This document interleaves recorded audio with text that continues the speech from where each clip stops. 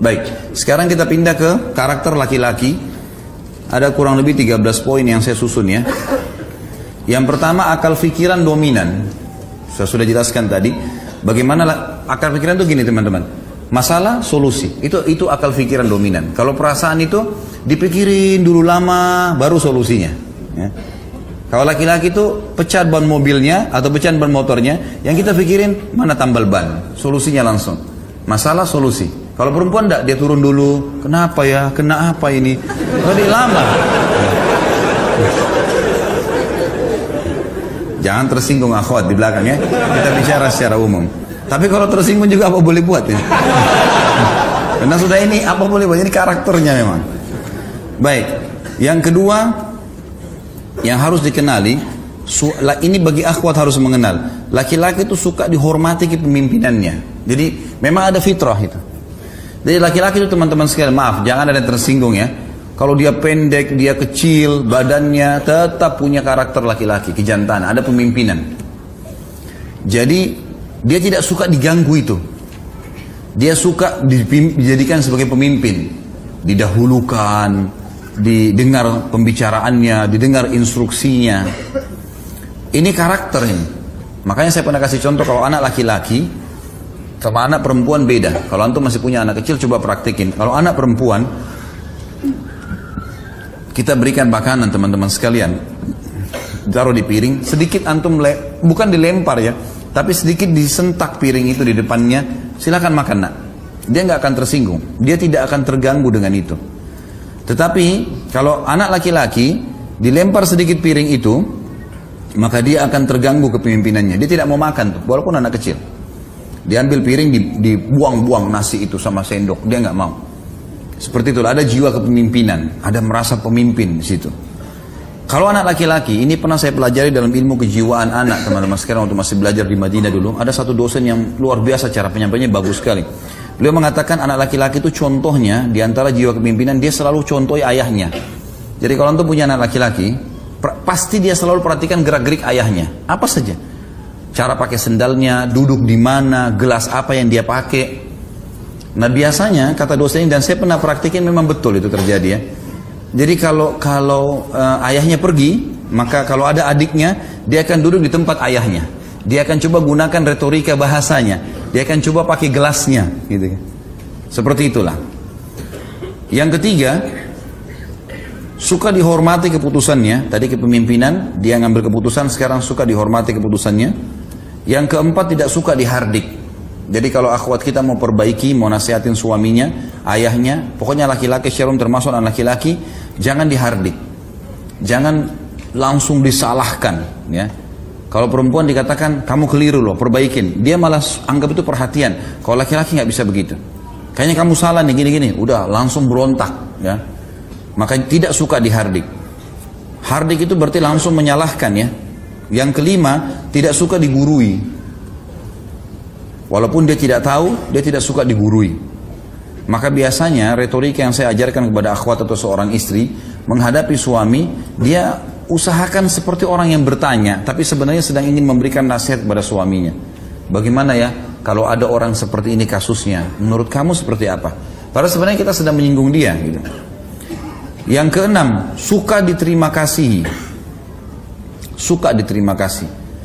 Jadi laki-laki itu suka kalau dia ngasih sesuatu, terima kasih ya, gitu.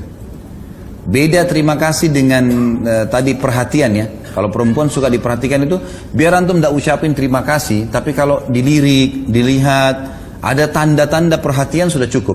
Kalau laki-laki enggak, si perempuan kalau mengatakan terima kasih ya, itu akan ada secara kejiwaan mendorong dia melakukan yang lebih baik. Yang ketujuh, suka melindungi. Jadi sifat laki-laki itu suka melindungi. Perempuan suka dilindungi tadi. Jadi memang sudah karakter itu.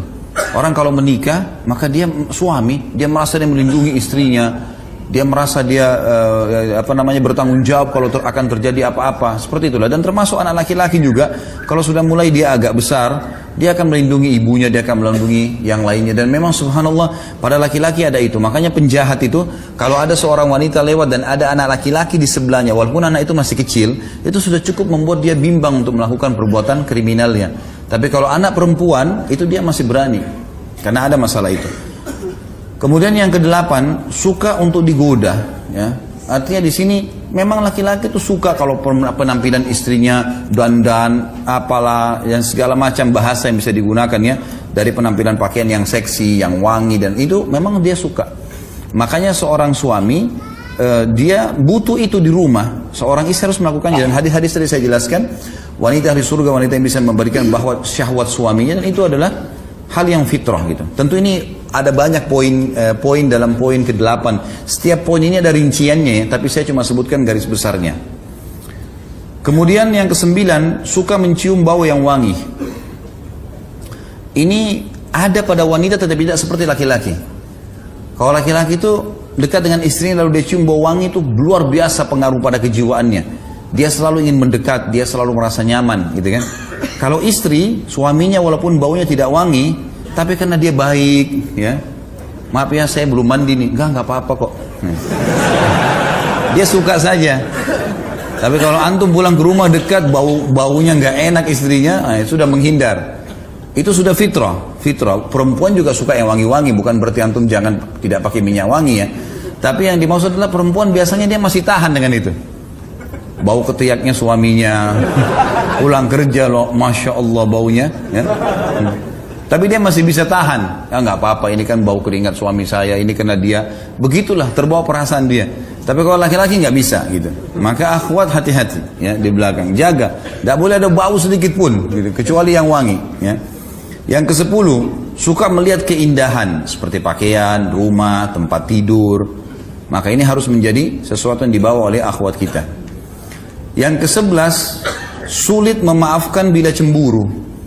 Ini yang kadang-kadang laki-laki dominan. Dia sudah cemburu, itu bahaya sekali. Sasarannya terus ke target cemburu itu, gitu kan? Kalau misalnya istrinya pernah jalan atau istrinya pernah dilihat oleh orang, maka dia akan selalu orang ini seperti singa mengintai mangsanya. Ini pernah lihat istri saya nih. Udah itu terus menerus gitu, terbawa. Ini sulit memaafkan bila cemburu ya, dia sulit memaafkan. Dan yang ke-12 cemburuan, memang wajar. Jadi akhwat kita harus bisa faham masalah itu. Banyak orang mengatakan perempuan cemburuan, sebenarnya perempuan tidak cemburuan loh. Tidak cemburuan gitu. Dia hanya karena sayang sama suaminya, dia mau tunjukkan dengan cara itu. Tapi cemburuan sebenarnya itu ada pada laki-laki. Laki-laki, dan sebenarnya kalau dia cemburu pada hal haknya dia itu benar dalam syariat. Makanya pernah ada sahabat yang pulang ke rumahnya lalu dia temukan istrinya selingkuh sama laki-laki lain. Lalu kemudian dia bingung harus buat apa, dia datang ke masjid, dia mengatakan, ya Rasulullah, saya temukan istri saya selingkuh, apa yang saya harus buat?